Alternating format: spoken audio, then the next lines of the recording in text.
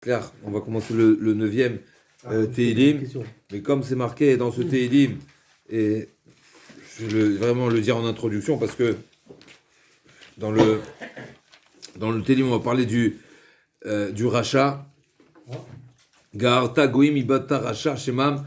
On sait que quand on parle de Malchut Harisha, n'est-ce pas, à qui ça fait allusion Malchut Harisha?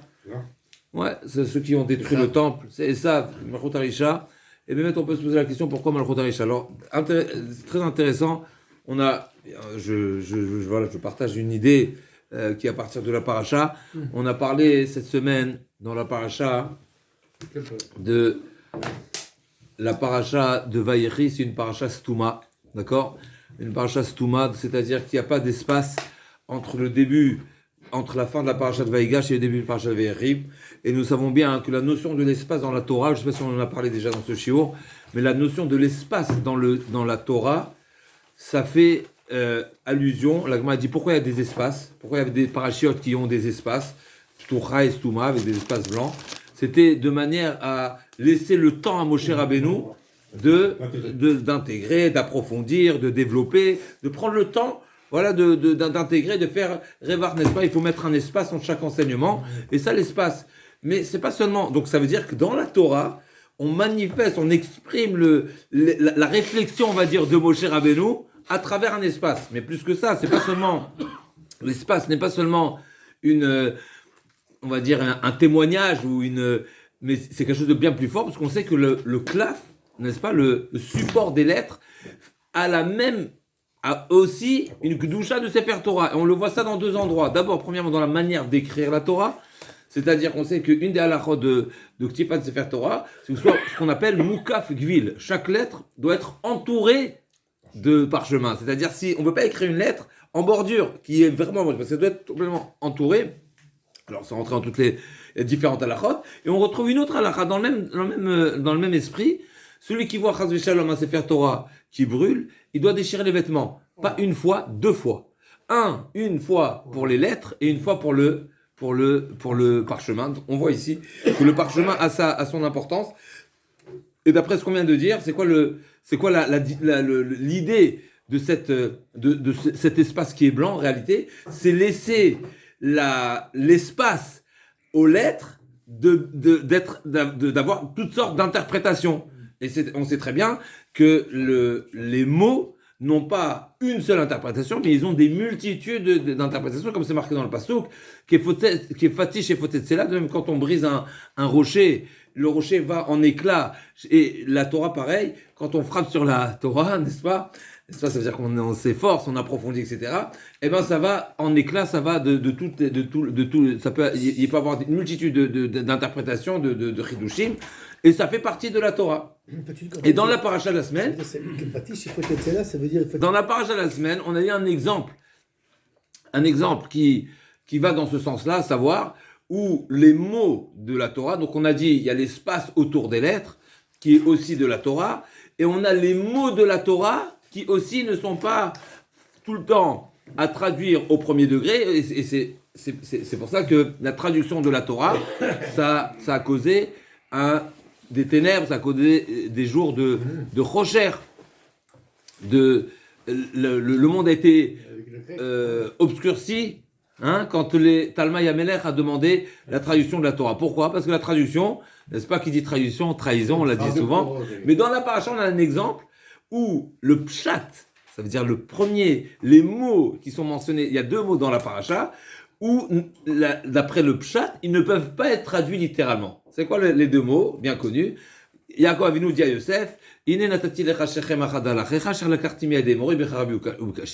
te donne une part supplémentaire, ou la ville de Shechem, que j'ai combattue moi-même avec mon épée, et avec mon épée, avec ma flèche. Et sur ça, le Targum, Onkelos, Rashi, la Gemara dit, c'est impossible de traduire, impossible de traduire littéralement avec mon épée, avec ma flèche. Pourquoi? Deux possibilités. Ou bien d'abord, ça fait allusion à la ville de Shechem, à la guerre qui a été menée à Shechem. C'est pas Yaakov Avinu qui a mené la guerre. C'est pas Yaakov Avinu, c'est Shimon et Lévi. Et Yaakov Avinu n'était pas consentant par ce combat. Et même si on venait à dire, donc c'est forcément, il va pas dire j'ai combattu Shechem puisque c'était pas lui. Donc il ne va pas s'attribuer une victoire qui n'est pas la sienne. Mais non seulement que ce n'est pas la sienne, c'est qu'il s'y opposait. Donc on ne peut pas dire que Yaakov Avinu a dit « Je te donne Shechem que j'ai combattu ». C'est impossible de le dire. Et si on va selon le Midrash, où le Midrash nous dit que lorsque quand il y a eu le combat contre, après avoir abattu la ville de Shechem, toutes les villes avoisinantes se sont retournées contre Yaakov Avinu et que Yaakov Avinu a combattu, même dans ce cas-là, ça c'est la Gemara déjà, dit on ne pourra pas dire que Yaakov Avinu s'est vanté, car Yachol, bien sûr c'est pas dans ce sens-là, mais a dit, va venir raconter et faire savoir, tu sais quoi, j'ai combattu. Jamais. Pourquoi? C'est impossible, c'est impensable. Comme ça, la Gemara a dit dans Baba Batra, Chazak ou Baour, et David Améler nous dit, Kilo Bechar Bievtar, Vkashti, n'est-ce pas, je ne m'appuie pas et j'ai aucune confiance sur mon épée et ma flèche. C'est pas sur ça que je m'appuie. Donc la Gemara a dit, c'est impensable de dire que Yaakov Avinu a dit Bechar Bievtar au premier degré, et donc forcément on est obligé de traduire comment? Betzloti ou Barouti, c'est avec ma tfila. Et dans la tfila, ça c'est déjà le chidouche du Shabbat, il y a différentes tfilotes. Il y a la tfila qui est comparée à l'épée, il y a la tfila qui est comparée à la flèche. Il nous dit le Rav de Brisk, le Meshech Chochma, il nous dit il y a une tfila qui est instaurée, qui est fixe, qui est stable, qui est délimitée, et dans le temps, et dans les mots, encadré par les Anshek Diset Agdola. Et ça a un avantage et un inconvénient, Kaviachol. En tous les cas, c'est limité. À savoir, d'un côté, c'est comparé à l'épée, c'est-à-dire quoi? D'un côté, on a du texte qui a une valeur à part entière, et même si on ne connaît pas la puissance des mots, comme le Maguid a dit au Beth Yosef, ne cherche pas, t'as pas besoin d'aller chercher des sens aux mots de la tfila. Les mots de la tfila nous dépassent, c'est des passe-partout. Tu les dis n'importe quand, ça passe. Anshek Diset Agdola, c'était des sommités. Il y avait 120 tzadikim, 120 zkenim. Parmi ces 120 là, il y avait des neviim. Te casse pas la tête, ça dépasse tous les niveaux. Mais, donc ça a une dimension énorme, comme l'épée qui a ses capacités de trancher sans faire beaucoup d'efforts, n'est-ce pas? Une épée qui est bien, n'est-ce pas, Chazak, qui est bien aiguisée, aucun matériel ne lui résiste. J'exagère un petit peu, mais si on parle de l'épée que Yoav souhaitait, n'est-ce pas? Il souhaitait une épée qui ne résiste à rien, mais pour combattre, pour être un combattant qui fait usage de son épée, il ne pourra seulement combattre à proximité. Il est limité, le périmètre de combat, il est à portée de main, d'accord, même si donc selon son bras, donc il est limité dans ses capacités. D'un côté, c'est puissant, c'est fort en soi, comme la tfila, chaque mot de la tfila, mais c'est limité parce qu'encore une fois, il n'a pas forcément la possibilité d'atteindre ou de cibler des points personnels. Là aussi, l'épée, c'est autour de lui. Par contre, il y a une deuxième partie, une deuxième, on va dire, catégorie ou une deuxième facette, une deuxième type de tfila qui est comparée à la flèche. De même que la flèche en soi, elle n'est pas mortelle. C'est seulement la puissance qu'on va mettre à la flèche, qui est Chetzim Biad Gibor, c'est marqué. La flèche, plus qu'on va lui mettre de la puissance, plus elle aura des capacités d'aller loin et d'atteindre une cible. Et c'est par la force qu'on a mis sur la flèche que la flèche pourra tuer. Mais la flèche en soi, elle n'est pas forcément mortelle. C'est la puissance. C'est exactement ça aussi. Pareil, dans la tfila, une personne qui a une demande particulière, qui se trouve dans une situation particulière, qui a une préparation particulière, eh ben, il aura un moyen d'accéder et d'implorer à Kadosh Baruch Hu, mais bien sûr, c'est pas aussi puissant que la tfila qui a été instaurée par les Anshek Diset Agdola. Et d'ailleurs, la preuve est dans la Gemara, c'est marqué celui qui a un malade dans sa maison, Yelech etzel chacham. Il faudra qu'il aille chez un chacham qu'il prie pour lui, et ça rejoint ce qu'on avait dit pour la tfila. Il y a toute une manière de présenter la tfila, mais on va pas rentrer dans ce sujet-là. Et sur ça, le Maharsha nous dit, comme voilà, Jérémie nous a rappelé qu'il y a le Maharsha, dans Baba Batra qui nous dit, en réalité, c'est ça ce qu'il a dit à Yaakov Avinu, c'est que nous avons deux outils pour combattre nos deux ennemis. C'est qui nos deux ennemis? C'est Esav qui a été béni al-Harbe Khatirye. Et pour ça, on a la tfila qui a été instaurée par les Chachamim, qui a une puissance à part entière. Et nous avons aussi un deuxième ennemi qui est complètement différent. C'est, on va dire, l'opportuniste, comme on a dit le Shabbat. C'est l'opportuniste, Yado Bakol Veyad Kolbo. Il n'est pas forcément programmé, il n'a pas forcément des stratégies. Je ne parle pas du Ishmael d'aujourd'hui parce qu'on ne sait pas c'est qui Ishmael et aujourd'hui Ishmael et Esav ils se sont mélangés. Ok, donc c'est pas le sujet. Mais en tous les cas là, on sait que dans la Torah c'est marqué Ishmael, il fait usage de la flèche. Vaïrové Kachak. Et la flèche c'est justement, on utilise ce qu'on a. Ce qu'on a à bout de bras, n'est-ce pas? On fait de n'importe quoi, on fait une flèche, et ce sera selon la puissance. Et bien aussi, on a Barouti, on a les demandes particulières qui va faire une opposition à Ishmael.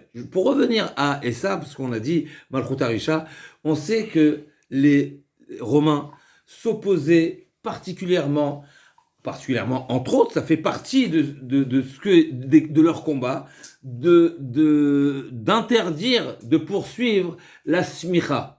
La smicha, nous savons que c'est la notion de transmission. On l'a dit, encore une fois, c'est un lien direct avec la paracha, parce que dans la paracha, Abouda Ben Baba, dans la paracha de la semaine et dans l'aftar de la semaine, on voit que la Torah met en évidence cette particularité où Yaakov Avinu et Yosef Hatzadik remercient le bon Dieu d'avoir mérité d'avoir vu leurs petits-enfants. Yaakov Avinu a dit, j'ai même pas rêvé de te voir, et non seulement je t'ai vu, mais j'ai aussi les petits-enfants. Pareil à la fin de la paracha, Yulda al-Birke Yosef. Voilà. Yosef a dit aussi également, la Torah nous dit aussi que Yosef a vu les petits-enfants. C'est quoi cette notion de les petits-enfants? Les petits-enfants, c'est la preuve de la transmission. C'est marqué Kol Amelamed et Ben Beno Torah.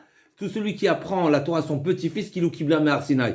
Dès le moment où il y a 3 générations, Mipicham, Pizaram, Pizerazahara, Me'ata Ve'adolam, il a une garantie que la Torah, le Tamouch, Pizaram, Pizerazaro, une fois qu'il y a 3 générations dans la Torah, comment c'est marqué, Mechazeret al-Arsania, jusqu'à la fin des temps, il aura une garantie que la Torah restera dans sa, même si Chazve Shalom, il y a des, même si on peut être tes élèves et les élèves c'est comme les enfants, on accepte. Si tu veux nous dire tes chilouchim.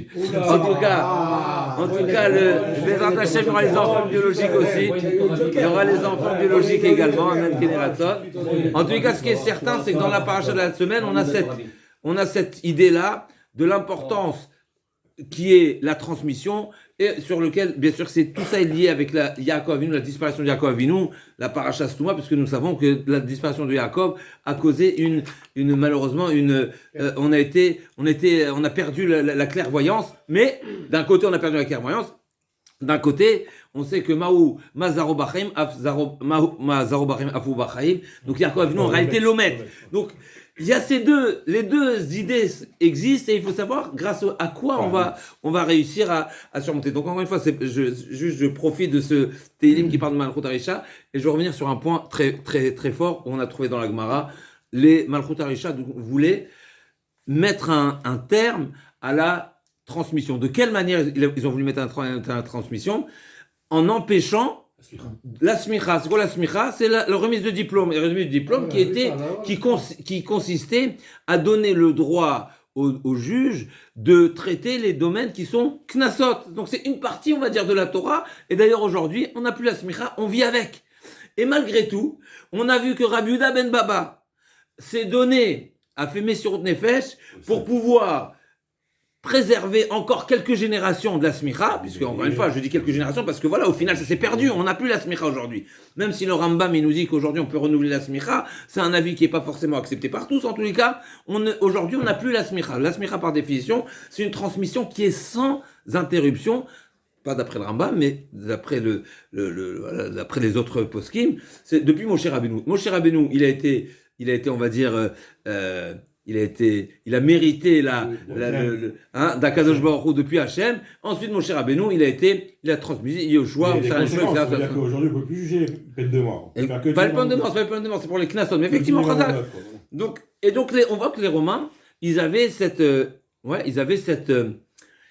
volonté de mettre un terme à cette transmission qui en réalité, même si c'est seulement une partie, mais ils ont été jusqu'à dire tout celui qui remet le diplôme, qui est sommaire, eh ben il sera condamné à mort. Non seulement lui, mais en plus de ça, même la ville dans laquelle il a été masmir, elle sera aussi décimée. C'est pour ça qu'Abdel Baba, c'est l'histoire. Maintenant, j'ai juste partagé une histoire et pour moi, encore une fois, c'est ça la définition de la riche route. On sait que Esav, il est comparé au chazir. Le chazir, il monte les pattes en avant.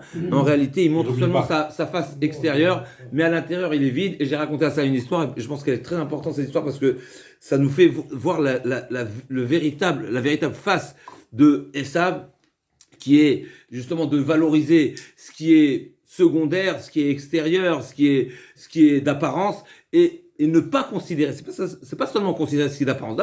En soi, ce serait pas la fin du monde. Ok, tu donnes l'importance à ce qui est secondaire, ok, dommage, puisqu'il y a d'autres choses qui sont plus importantes, c'est dommage, mais c'est pas le pire. Le pire, c'est de ne valoriser que l'apparence et de ne pas valoriser ce qui est essentiel. C'est exactement ça le Khazir. Et je donne l'exemple d'un ami, d'un proche, qui était proche aussi, que son père était proche du Rav aussi également, où les enfants, ils sont tous brillants, mamash, des surdoués d'un niveau exceptionnel, ils ont fait la yeshiva, etc., mais ils travaillent également, et donc ils partagent leur journée, au Hashem, Kovaïtimator, etc., et un de ces enfants de cette famille, justement, il est dans une grande société américaine en Israël, et il avait vraiment une grande réussite, il était vraiment, naturellement, par son niveau, il trouvait...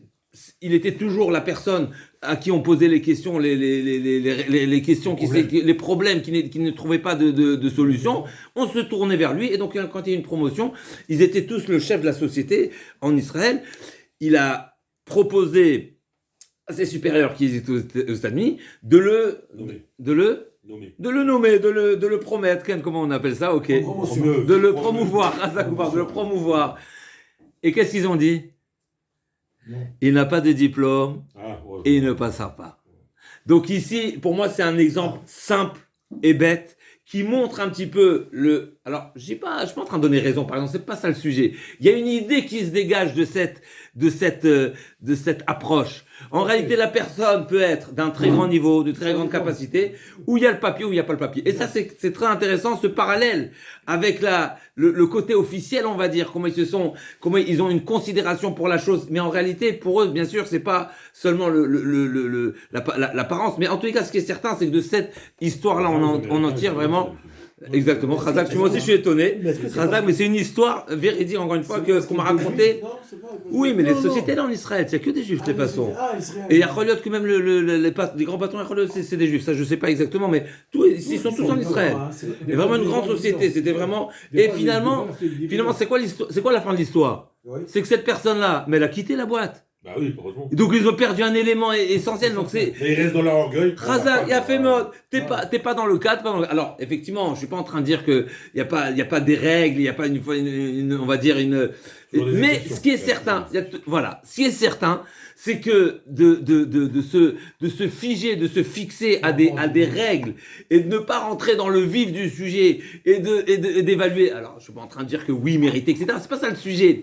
Mais ce qui est certain, c'est que se dégage cette histoire-là, cette idée qu'en réalité, souvent, malheureusement, c'est la face extérieure qui prend le dessus et on laisse complètement tomber l'intériorité. Et c'est exactement ce que les Yévanim et les Romains n'acceptaient pas, c'est qu'en réalité, la beauté qui resplendissait des Yerushalayim et tout le peuple d'Israël et toute la Chorma, c'était pas extérieur, c'était intérieur. Et eux, ils voulaient toucher, ils voulaient atteindre cette profondeur. C'est ça la richoute, c'est ça là, vraiment être mauvais, c'est mettre vraiment, aller à l'encontre de ce qui a réellement une valeur, mettre un terme à quelque chose qui a vraiment un sens et une profondeur. Ça, c'est la richoute, c'est ça ceux qui... Malheureusement, et ça, n'est-ce pas? C'est pas la richoute. Khazak, la richoute, c'est quoi? Non, alors, le Mizmor Tet, plus Hachem. La matière raconte la belle. Ça veut dire que des fois, d'abord c'est le cadre. Des fois, je pense que eux, ils pensent.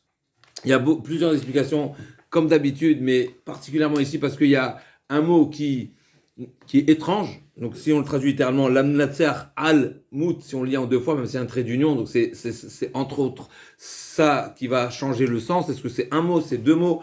Est-ce que c'est al-mout la ben? Donc la mort du fils, et à qui ça fait allusion? À Avshalom.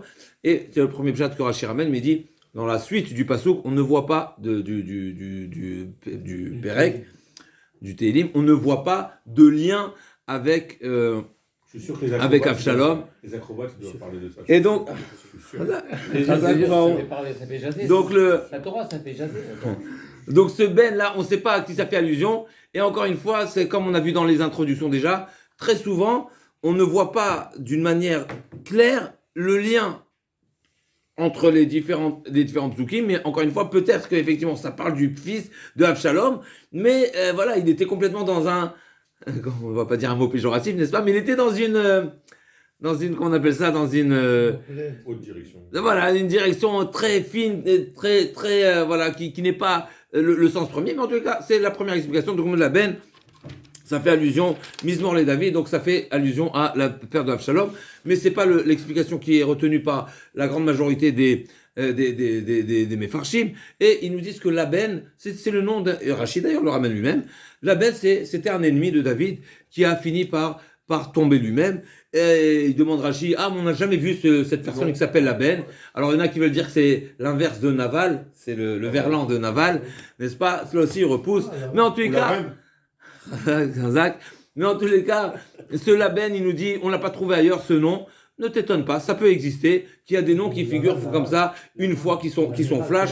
Donc ça peut être, c'est Laben, et encore une fois, le Radak, le Malbim, ils vont dans cette direction. Donc Rachid lui-même aussi le ramène. C'était un ennemi de David Ameller qui a fini par tomber. On va voir c'est quoi le point ici de ce Mizmor, et on va le dire oralement peut-être, avant de le dire dans les mots.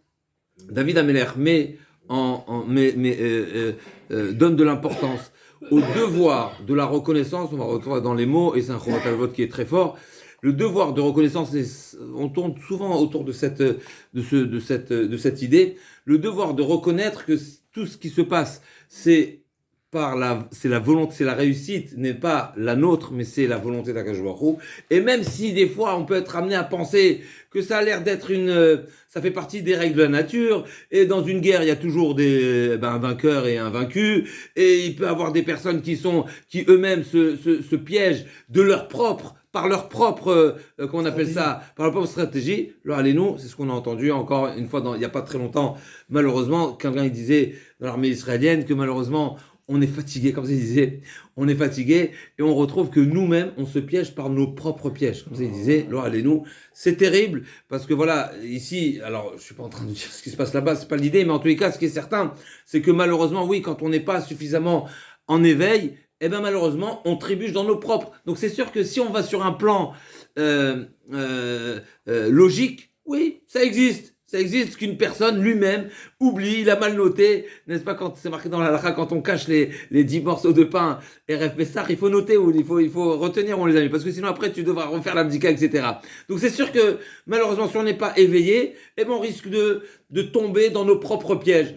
David Ameller dit, je ne me trompe pas, je ne ferai pas cette erreur de penser qu'il y a quoi que ce soit qui est naturel. Tout est la volonté d'Akadosh Baruch Hu, et c'est pour ça que David Ameller va profiter de cette situation où il va dire, c'est pour ça que je te prie Hachem, je résume, mais on va le revoir dans les mots après, je prie Hachem qu'à chaque fois qu'il y a une Yeshua, que la Yeshua vient d'Hachem directement et pas par l'homme. Pourquoi? Parce que malheureusement, quand c'est l'homme qui mène, on va dire, extérieurement, on pourrait être trompé de penser que c'est l'homme c'est la réussite de l'homme, et on va manquer à notre devoir essentiel qui est le remerciement et la reconnaissance envers Akadosh Baruch Hu. Ça c'est l'idée de ce Tehillim d'après le Malbim, mais on va le voir dans les mots, et on va soulever aussi un point très fort qui est l'obligation de la reconnaissance. Alors il dit Odeh Hashem bechol libi. Ça déjà dans ces mots là, il y a une idée très forte. Odeh Hashem bechol libi, de tout mon cœur. Asapera kol niflotecha. Là c'est très intéressant ce point, qui en réalité, David Ameller demande, et ça, là c'est un très grand message du Chovot Halevavot, et même si c'est un petit peu difficile, et je ne veux pas faire de politique ou quoi, mais on a déjà discuté entre amis sur ce chant de Audio Tertov, n'est-ce pas? Ben, il y a un Chovot Halevavot, voilà, qui nous dit Audio Tertov, ça peut être, je viens pas, encore une fois, c'est des rabbanim qui ont parlé, qui ont rédigé ce texte, et c'est Rabbi Nachman de Breslev. Chazak, et il y a, je pense que le Chovot Halevavot, moi ça m'a, mais il y a des origines déjà de plus anciennes, donc Arbe Nitnabu Besignon Echad. En tous les cas, je vais vous dire on va dire le risque qu'il y a dans ces mots-là. Et c'est pas moi, c'est le Chovot Halevavot. J'ai une idée personnelle, mais on va dire le Chovot Halevavot d'avoir une idée personnelle, c'est que malheureusement, on sait très bien qu'on doit. Alors c'est un niveau, certes, mais ce qu'il faut savoir, c'est que si je dis j'aurais mieux, Chazé Shalom, c'est sous-entendre qu'aujourd'hui c'est pas au top. Celui qui est Ma'amin, il doit être convaincu que ce qu'il vit à chaque instant, c'est du sur-mesure. Du sur-mesure, c'est pas moi qui le dis, c'est l'explication tout simple. La Gemara, elle dit, on doit demander une belle maison, une belle femme, une belle... On reviendra sur ça, mais je veux dire juste d'abord ce qu'il nous dit le Eben Ezra sur le Lotachmod. Le Eben Ezra dit, les gens demandent comment on peut demander à nous imposer à ne pas envier. C'est naturel d'envier. Il nous dit le Eben Ezra, pour être très très très bref, en réalité, c'est une erreur, une petite erreur, une erreur de très très très profonde en réalité qui nous amène à envier. C'est ne pas être convaincu que ce que le bon Dieu nous donne, c'est pour nous. Et donc, si tu envies quelque chose de quelqu'un d'autre, c'est qu'en réalité, tu crois que t'es lui et que lui c'est toi et que la distribution du bon Dieu, elle est comme ça à l'aveuglette. Pas du tout. Le bon Dieu donne, mais le bon Dieu donne, c'est une ashgacha pratique. Et on va le voir dans le Télim, c'est exactement ce qu'il va dire David Ameller. Donc en réalité, de dire je veux mieux, c'est sous-entendre que ce que j'ai n'est pas 100%. Nous, on doit être entièrement reconnaissant que le bon Dieu nous donne le top et on ne le mérite pas. Non seulement c'est le top pour nous, mais on ne le mérite pas. En plus, on ne le mérite pas. Son lit de l'hôpital, il doit dire c'est bien. Bien sûr. Non, mais il ne doit pas demander la guérison. Il doit demander la guérison, mais effectivement. Mais ne pas dire que, ne pas sous-entendre qu'aujourd'hui je suis pas bien. C'est-à-dire, c'est difficile, je suis pas en train de dire, c'est des grands niveaux, mais ce qui est certain, c'est si tu viens, mais c'est comme si tu dis au bon Dieu, oh, qu'est-ce que tu me fais? Quoi, ce que je te fais? Mais qui tu es pour dire que tu fais? Même Rachel, elle était pas enceinte. Mais c'est pas, mais t'es en aucun cas, t'as le droit de contester Chazak ou Baruch. Qui David Rachamana, elle est à la vie. Chazak ou Baruch. Mais, donc de dire, mais pour demain, je veux il va nous dire le Malbi, mais c'est pas mieux. Je veux une nouvelle situation. J'espère ne pas être que cette difficulté, qu'il y ait un terme à cette difficulté. Voilà. Ok. Voilà. Et que le bon Dieu attend que je me saisisse, que je me saisisse, que je m'améliore, etc. Ok. Mais de dire que aujourd'hui, je veux mieux qu'aujourd'hui, ça veut dire qu'aujourd'hui, c'était du raté. Ça veut dire que le bon Dieu, il a raté ce qu'il m'a donné. C'est ça ce que ça veut dire. C'est terrible de penser comme ça. Et on va voir si du Chovat Alvot, le Chavot. Le Chovat Alvot nous dit. Il est où le Chovat Alvot? Voilà, tout de suite, on va dire le Chovat Alvot. Le Chovat Alvot, Charavoda, Perek Vav, voilà, il est ramené par le Malbim. Il nous dit comme ça le Malbim. Il nous dit, je lui dis dans les mots, une personne, qu'est-ce que sous-entend David Amer quand il dit Bechol Libi? Bechol Libi, c'est que la reconnaissance, elle est sincère, 100% reconnaissance, remerciement, et non pas une préparation à la demande future. Vous imaginez, c'est pas qu'on parle pas Odiotertov, il dit encore pire que ça. Une personne, quand il est reconnaissant, il serait amené, encore une fois, il faut l'étudier, Biflim, je ramène vraiment les petites phrases qui sont ramenées ici dans le Malbim, au nom du Chovat Alvot. Des fois, malheureusement, quand on remercie Akadosh Baruch Hu, ça peut être pour nous un tremplin pour nous dire Akadosh Baruch Hu, je t'ai remercié, donc vas-y, envoie la sauce, et je te remercie. C'est la halakha, quand on remercie, la Kavana, on veut Oui. Léa, elle n'a pas eu d'enfant après Yehuda parce qu'elle n'a pas demandé. Oui, c'est juste, mais j'ai dit, après, encore une fois, il faut étudier le Chovat Alvot, mais je comprends de ces petites phrases qui sont ramenées ici. Il faut le réétudier avec et approfondir, mais je comprends que c'est deux choses qui doivent toutes les deux être, ils doivent être pleinement ressentis et ils doivent être indépendants. C'est-à-dire le remerciement, 100% remerciement, même si j'ai pas de suite. Deuxièmement, je tourne la page. Une fois que j'ai fait Bechol Libi, une fois que j'ai fait Ode Hashem Bechol Libi, Asapera Kol Nifleotecha, là tu peux continuer. Tu dis Hachem, mais je suis conscient également que le demain n'est pas garanti et donc je demande, c'est aussi ça la subtilité de ne pas sentir que si Akadosh Baruch Hu il m'a gratifié, eh ben j'ai un capital garanti assuré. Pas du tout. Chaque instant est un nouvel instant et c'est pas parce qu'il m'a donné aujourd'hui qu'il me donnera demain. Donc effectivement, je dois aussi ne pas tomber dans le piège de cette fausse idée de croire que ça y est, c'est du sûr. Et donc, je dois immédiatement m'empresser à demander aussi pour le futur, parce que sinon, c'est une manière de dire, ça y est, je suis tranquille, je suis nourri, logé, blanchi jusqu'à 120 ans. Pas du tout. Chaque jour, t'as aucune garantie que demain aussi sera aussi beau. Mais en tout cas, c'est ça ce point qui était, pour moi, qui était essentiel, qui est le ridouche du jour. Le Chovat Alvot, ne pas oublier ce Chovat Alvot, je vous le disais dans les mots. Comme on a des Haftarot, quoi. Il nous dit Shatam Asher Ikshel Adam Lodot Lachem Chasdo, la difficulté de remercier pleinement Hachem lorsqu'il il a été bon envers nous. Ou mipne, sheba leodot, au moment où je viens remercier, allez avar, divrei piv, divrei modé, ve kavanato, kavanat mevakesh. Dans ces mots, effectivement, il exprime une reconnaissance sur le passé, mais dans son cœur, il pense au futur. En réalité, lui-même, il espère qu'en réalité, pourvu que ça continue, pourvu que tu me donnes et encore et encore. C'est pas ça la reconnaissance. Effectivement, c'est un enseignement pour nous tous. D'abord, je dis, Hachem, trouve-moi une place. Dès que je la trouve, je dis, merci. Donc, que toujours tu me trouves une place. Ça, c'est pas un problème. C'est pas un problème. Encore une fois, d'abord, c'est en deux temps. La reconnaissance doit être pleine, doit être sincère pour le passé. On doit poursuivre la demande pour la suite, mais c'est un deuxième temps. Et c'est ça ce qui est la difficulté de la reconnaissance, parce qu'encore une fois, là on apprend la définition du remerciement, de la reconnaissance, c'est ne penser que au passé. Poursuivre ensuite, c'est bien sûr c'est notre devoir, c'est notre droit et notre devoir de poursuivre et de penser au futur. Mais c'est pas ça la reconnaissance. Et des fois, malheureusement, on est perturbé par le lendemain, n'est-ce pas? C'est, comment s'appelait? Katne Amana, celui qui craint. Pas que salaud. Celui qui a pour aujourd'hui. On n'a pas de vision. Non, mais au contraire, celui qui est perturbé par la crainte du lendemain, et c'est ce qui nous, voilà, d'Agad Machar, c'est ce qui nous perturbe et qui nous, malheureusement, qui nous trompe et qui nous fait pas voir suffisamment, pleinement la bonté du jour. Parce qu'on est déjà dans le lendemain, on dit qu'est-ce qu'il y aura demain? Mais c'est Katne Amana, ça, c'est quelqu'un qui n'est pas croyant. Des fois, c'est inconsciemment, hein. C'est inconsciemment. C'est pour ça qu'on est là. On est là pour on est déjà dans le lendemain. C'est pour ça qu'on est là et le Chovat Alvon nous enseigne. Le Chovat Alvon, n'est-ce pas? C'est un Rishon. Non, mais entre le télim d'avant et celui-là, on est. Donc il dit comme ça. Vekavanat mevakesh, vekavanato kavanat mevakesh. Donc des fois, on formule dans les mots. On fait entendre un remerciement sur le passé, mais en réalité, dans notre cœur, on se projette pendant le futur.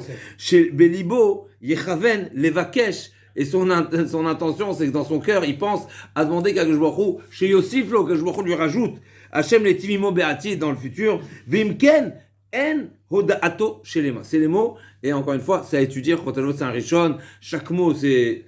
Comment, n'est-ce pas? Chaque mot, c'est de la puissance sans fin. Donc, il nous dit, le roi Talvot, une personne qui, dans sa reconnaissance, se projette déjà et espère d'avoir un futur, ce n'est pas une reconnaissance pleine.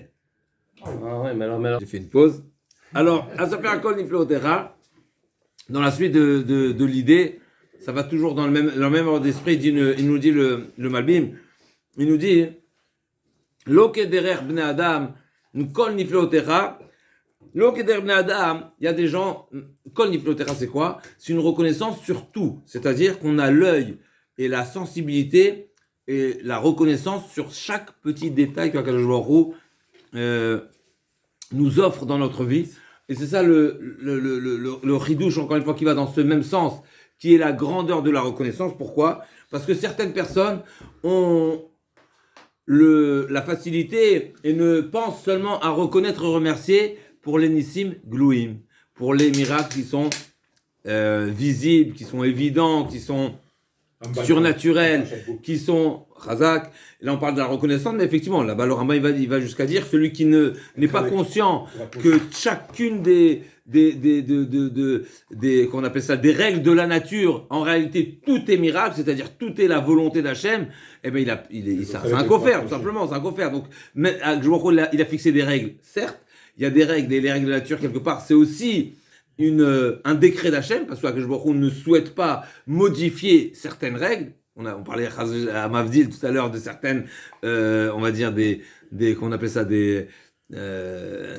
un cadre. Donc là aussi quelque part, mais ça aussi c'est la volonté d'Hachem, mais ça nous dépasse peut-être. En tous les cas, ce qui est sûr, c'est qu'on ne fait pas Akadosh Baruch Hu ne souhaite pas faire.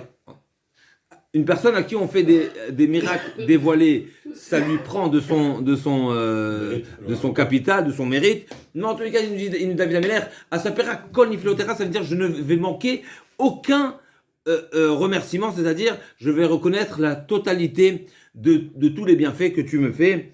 Donc, lo keder ben adam sheyusapur agnisim agluim, aval dvarim sheyero lamos sibot tivim, yitlu betevo bamikre, toutes les choses qu'on pourrait faire dépendre et et considérer que c'est l'ordre, c'est naturel, ça s'est déroulé par hasard, où on peut trouver des circonstances atténuantes, des explications, des phénomènes qui expliquent comment ça s'est déroulé. Alors malheureusement, on n'a pas cette même cette sensibilité, et on ne remercie pas avec la même intensité Akadosh Baruch Hu. Avalanochi, nifkeru enai. Juste, je finis une phrase. La da'at shegam darkei ateva hema niflaot el venissim nistarim. Moi, je reconnais que même tout ce qui peut avoir une interprétation et une explication physique, etc., je reconnais que c'est la volonté, et c'est aussi des nissim qui sont sous la forme cachée. Va saper alodi Hashem niflot temimdim. Et ça déjà un passouk dans Yov, et je raconterai qu'en réalité tout est des miracles et des choses extraordinaires qui proviennent d'Hachem. Comment Donc il nous dit ici, le Malbim poursuit, c'est un autre niveau il y a la reconnaissance et ensuite la simcha qui est encore un niveau plus élevé. Donc esmecha ve'elsa, c'est des synonymes. Azemera, il va en montant là. Exactement. Okay. Faut savoir ça. Donc il nous dit, C'est intéressant. mais il y a un chidouche ici. C'est quoi la simcha? Dans la simcha de la reconnaissance, il y a deux types de simcha. On va dire, c'est ce que je veux dire, encore une fois, le Malbim nous dit, il y a les gens qui sont contents quand ils ont reçu quelque chose à Akadosh Baruch Hu. Pourquoi? Mais j'ai le million. C'est le million qui me rend joyeux en réalité. Hein? Je fais partie de Chazak Baruch. Alors il dit comme ça, il nous dit Enodome Beodati Hashem qui est terre ben Adam, Sheikar Simchatam ou ala Tova. Qu'est-ce qui les rend joyeux? C'est ce qu'ils ont eu, ce qu'ils ont obtenu, la bonté qu'ils ont obtenue, c'est ça qui les rend heureux. Mais alors que David Amelech dit non, pas du tout. Azamera Shimcha Elion. En réalité, c'est quoi moi ce qui me rend joyeux? Alors le Malbim ne dit pas ce qu'on dit, il dit parce que moi ce qui me rend joyeux, c'est de faire savoir à tout le monde que Akadosh Baruch Hu c'est le Shalit, c'est celui qui est Elion, c'est celui qui est au-dessus de tout, c'est celui qui maîtrise tout, c'est celui qui est Sibat Kol Sibot. C'est ça qui me rend joyeux, d'avoir les moyens, puisque j'ai la bonté, donc j'ai un élément qui m'amène à la reconnaissance, et je suis capable de montrer à tout le monde que je suis reconnaissant par les faits que tu m'as donnés, mais en réalité, la bonté que tu m'as donnée n'est seulement un moyen de faire savoir que je vois est Elion. Ça, c'est la puissance de la Simcha, la vraie Simcha Tzadik. Encore une fois, c'est comme le Rav qui dit, il y a ceux qui, comme ils doivent manger, donc ils font la bracha. Et il y a celui qui fait la bracha, qui mange pour faire la bracha. Il y a celui qui fait la bracha. Prier pour manger. Voilà. Alors, Donc c'est c'est quoi? C'est ça. Esmecha ve'elsa becha azamera shimcha elion. C'est quoi la zimra? C'est quoi la simcha? Alors on rentre pas dans tous les détails, les niveaux de simcha et elsa azamera qui sont des niveaux. Après on va voir Gil. C'est encore un niveau. Mais le point de la simcha, et ça c'est l'enseignement ici, le point de la simcha n'est pas la conséquence de ce que j'ai obtenu, mais c'est que grâce à ce que j'ai obtenu, j'étais en mesure de faire savoir à tous que Akadosh Baruch Hu il est Elion. Elion al kol haaretz. Beshuv oivai achor ikashuv yevdu mipanecha. Alors on va aller un peu plus vite. Donc quand Beshuv oivai achor, donc quand mes ennemis ont fait marche arrière, ont donné le dos, donc ils ont reculé exactement. Ikashuv yevdu mipanecha. Ils ont trébuché et ils ont été anéantis. Qui a cité Mishpati Vedini, Yashavta Lekise Shofet Tzedek.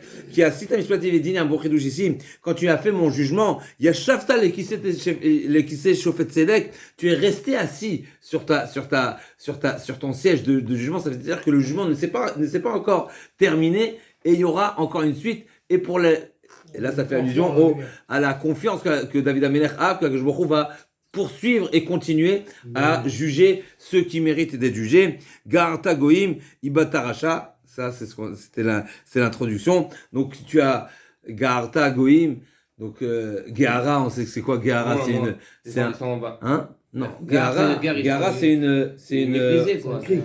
un cri, c'est une réprimande. Ibatarasha, Shema Machita Lolam Vaed, leur nom tu les as effacés à jamais. Aoyev Temochoravot Anetzach. Ve'arim natashta vadzecha mema. Alors là, ce pasouk-là, il fait allusion à quoi? Ha'oyev tamochoravot, on va dire c'est sur ça que la Gemara l'histoire avec Rabbi Meir, on y arrive avec Rabbi Shimon et Rabbi Meir. Ha'oyev tamochoravot la netzach varim natashta avad zichamema, même si des fois les goyim pensent que ce qu'ils ont pu nous causer comme mal, donc ha'oyev tamochoravot, même si l'épée de l'ennemi a été tam, ça veut dire ça y est, il a mis un terme. La Netzar Varim Natashta Avad Zichamema, donc ils pensent, les Goïms pensent que le mal qu'ils nous ont causé, même s'ils n'ont pas pu le poursuivre et le continuer, mais ce qui a été éliminé, ils pensent que ça y est, c'était éliminé, et donc c'est du gagné, on va dire. David Ameller dit, même s'il y a des endroits effectivement qui ont été complètement décimés et qui aujourd'hui ne sont même plus occupés, qui sont plus habités, qui sont plus développés, etc., mais il y a d'ailleurs, n'est-ce pas? D'ailleurs viendra la Yeshua, et ailleurs on voit que ça fleurit, n'est-ce pas? Comme ça ils disent les Balé Moussa, ils font le constat. On sait très bien que dans le Galout, quand au départ les premiers Galout, n'est-ce pas? Quand les Juifs se sont au départ, ils sont partis vers l'Espagne, ensuite vers l'Europe de l'Est, ensuite vers l'Afrique du Nord, et quand ça n'allait pas dans un endroit, mais ça allait ailleurs, et quand et quand en Europe de l'Est, malheureusement, il y a eu ce qu'il y a eu, et ben ça s'est développé aux États-Unis, et il y a toujours, je retrouve toujours une solution, et c'est a priori l'idée qui se dégage ici de ce pasouk, même s'il y a des endroits qui effectivement, voilà, qu'est-ce qui se passe en Europe de l'Est aujourd'hui? Nada, n'est-ce pas? Alors que toute la Torah elle était là-bas, et en Europe, en France, tous les Gdolé, tous les Balé Atosfot, et pendant des générations ensuite, ça a déménagé parce que voilà, on a été persécutés, parce qu'on a été forcés de bouger. Akadosh Baruch Hu, il a des solutions et ça vient ailleurs. Juste pour rappeler la Gemara qui nous dit, cette fameuse histoire avec Rabbi et Rabbi Shimon son fils et Rabbi Meir.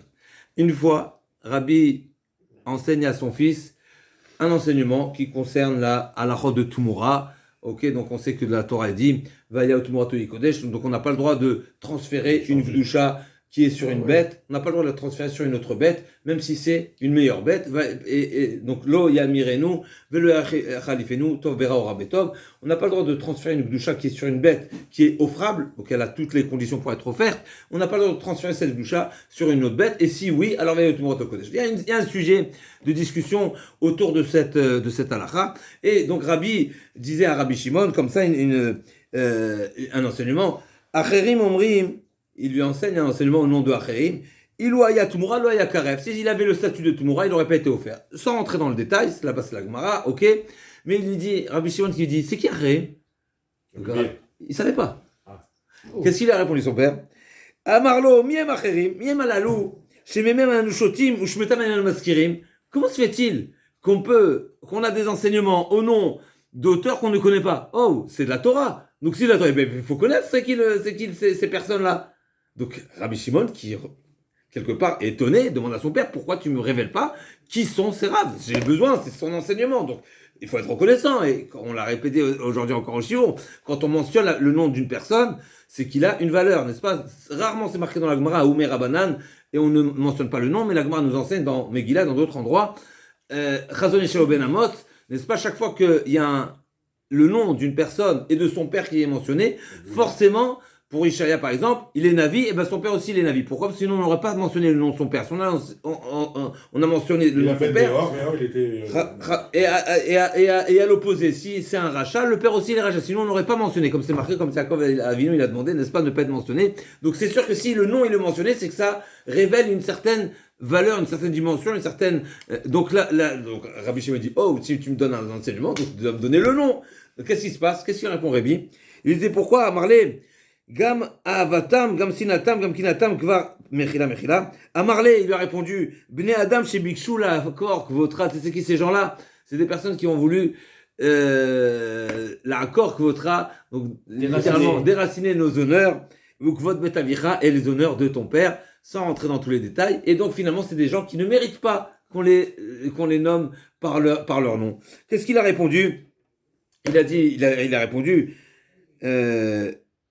Donc ils ont souhaité donc destituer Rébi. Ok, sans rentrer dans tous les détails. Amarlé, gam avatam, gam sinatam, gam kinatam, leur amour, leur jalousie, leur haine. Kvaravda, elle a dit, elle est déjà plus là. Jusqu'à quand tu vas? Il dit, elle parle à son père. Rabbi Shimon parle à son père. Il dit, ça y est, ils sont partis, ils ont quitté ce monde. Pourquoi tu leur en veux encore? Donc, c'est une manière de dire, ils n'ont pas réussi. Ok, ils ont voulu, mais ils n'ont pas réussi. Voilà, tu es Rabbi Danassi, tu es Nanassi. Leur projet n'a mené à rien, n'a pas abouti. Amarlé, qu'est-ce qu'il a répondu, Rabbi? Aoyev Tamuch Horavot. C'est le passouk donc ce qu'on vient de lire. Même si on va dire, leur projet n'a pas abouti, leur haine n'a pas donné de fruits, mais la Netzach. Le passouk qui dit, Aoyev Tamuch Horavot, la Netzach, Kaviachol, la haine de l'ennemi et de son épée, eh ben, elle reste à jamais. Donc c'est Rabbi qui dit ça pour répondre sur, encore une fois, de qui on parle, de Rabbi Meir. C'est fort. Amarlé, qu'est-ce qu'il répond? Qu'est-ce qu'il a répondu à Rabbi Shimon? Anémilé, de qui on a parlé? De qui David Amelech il a dit Oyev Tamuch Horavot? C'est quand effectivement le Oyev, il a réussi certains de ses projets, même si c'est partiel comme on a dit. Même il y a Arim Natashta, Vazir Hamema, il y a eu quand même, il a réussi à anéantir, et à tuer, à brûler, à causer du mal. Mais eux, ils n'ont rien réussi. Donc il a dit Amarlé Hanemile Chadanu Masayou. Donc s'ils ont réussi, effectivement, mais eux ils n'ont pas réussi, ils ont voulu, mais ils ont réussi.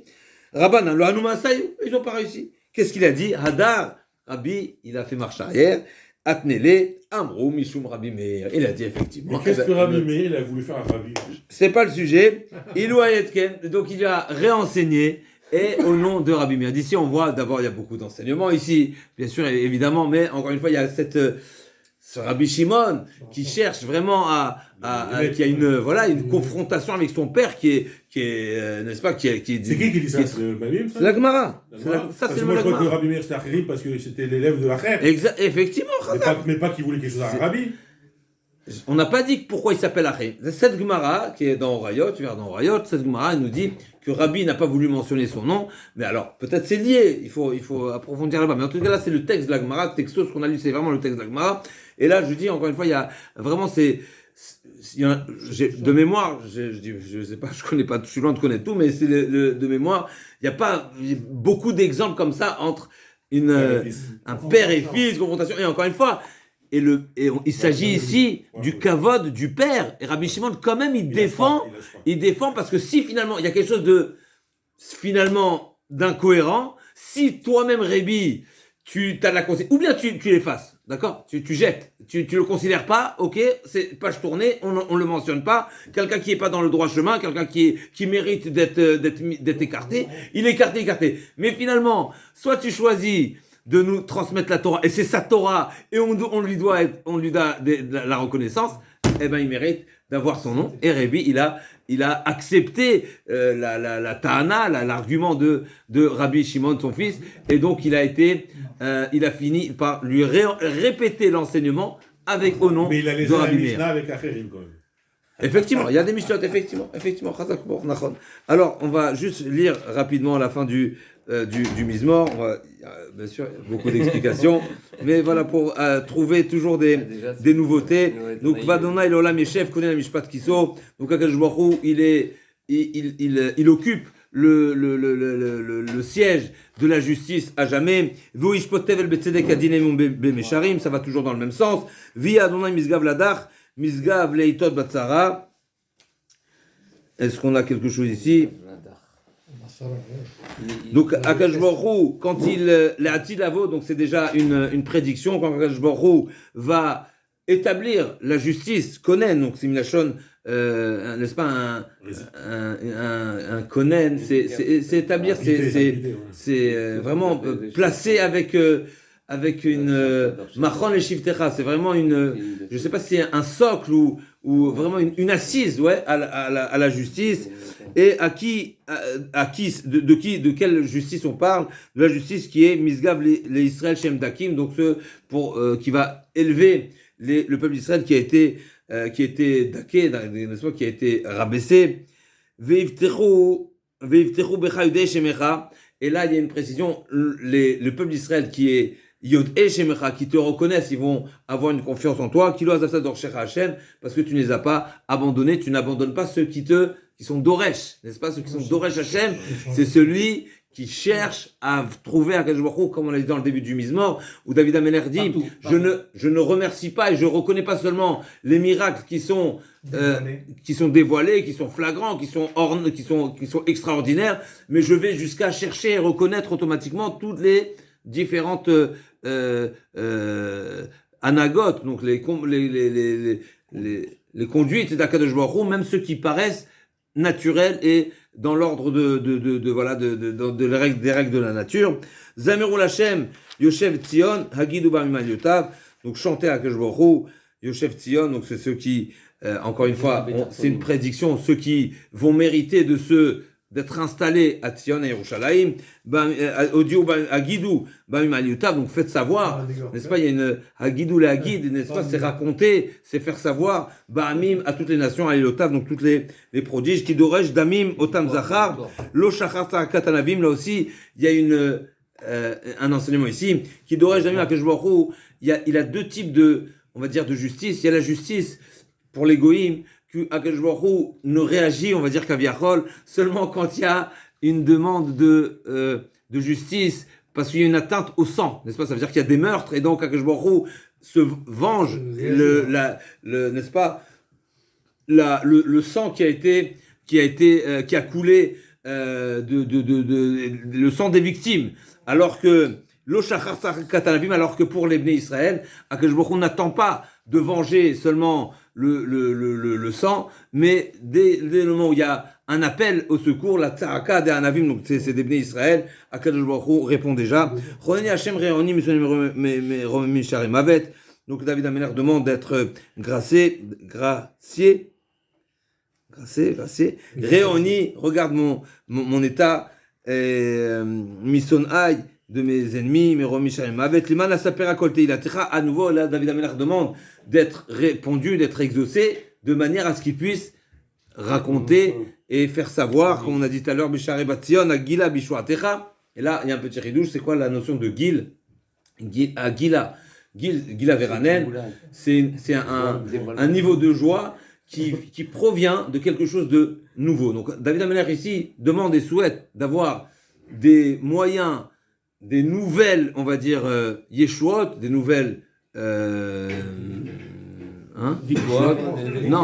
délivrance, de manière à avoir quelque chose de nouveau à raconter. C'est ce qui amène à la personne un nouvel état de joie. Tavrou goyim b'shachat asu bereshetut amuliket haraglam.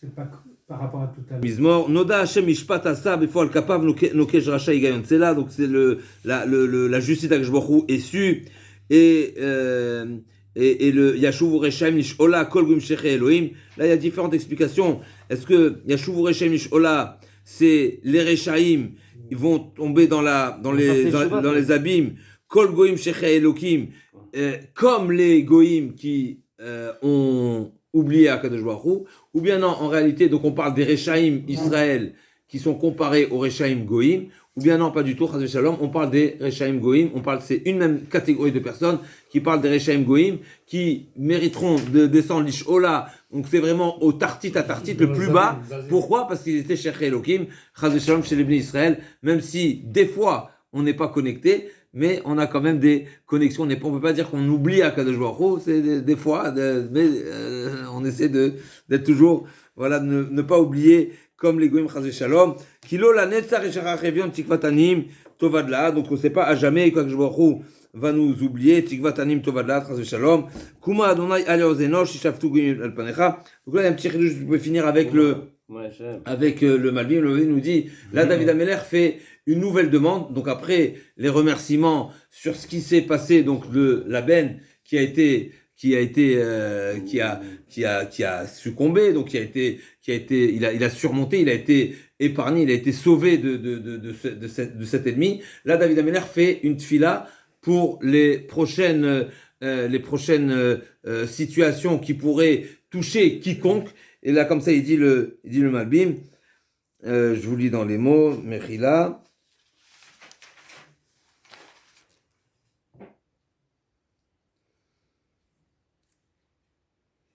Donc il dit comme ça, Siem Aïnyan, donc le pasuk Yutret, c'est déjà une nouvelle demande.